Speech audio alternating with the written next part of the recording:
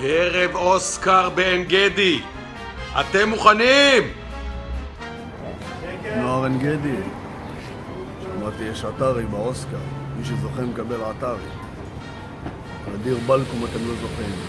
כשאתם זוכים, האתרי בא אליי. אמר אני חייב אתרי גסס. נוער עין גדי, רוצים שינוי? כן.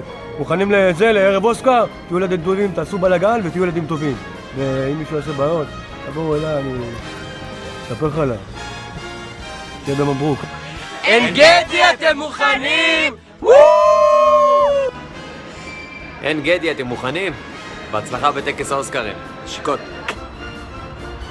שלום לכם שם בעין גדי, שיהיה לכם בהצלחה בטקס. חיבוקים, נשיקות. יאללה ביי.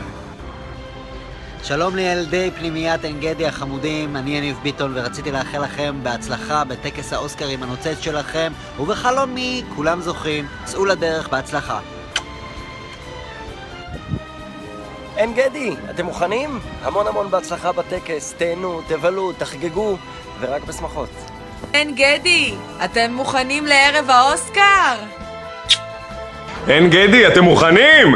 הלו, עין גדי, אתם מוכנים? עין גדי, אתם מוכנים? מה קורה עין גדי? הבנתי שאתם הולכים לקראת ערב אוסקר, תקשיבו לי טוב, אם לא תהיה זכייה בערב הזה, חלב יאכל לכם את הכתפיים, את הראש ואת הצוואר. ואני לא רוצה להיות ברגע הזה שזה יקרה. אז דיר בלק, להביא זכייה, דיר בלק. היי כל החבר'ה בפנימיית עין גדי, שמעתי שאתם עושים ערב אוסקר, אני מקווה שכיף לכם ושזה מגניב, שאתם נהנים. זהו, רציתי לאחל לכם, רק טוב. נוער עין גדי, מה קורה? אתם מוכנים לטקס האוסקר? ערב אוסקר? פרס אוסקר? ספרו עד 3 יחד איתי. 27, 25, 22, 16, 4, 2, 0, 0. מה הולך? 3, צאו לדרך!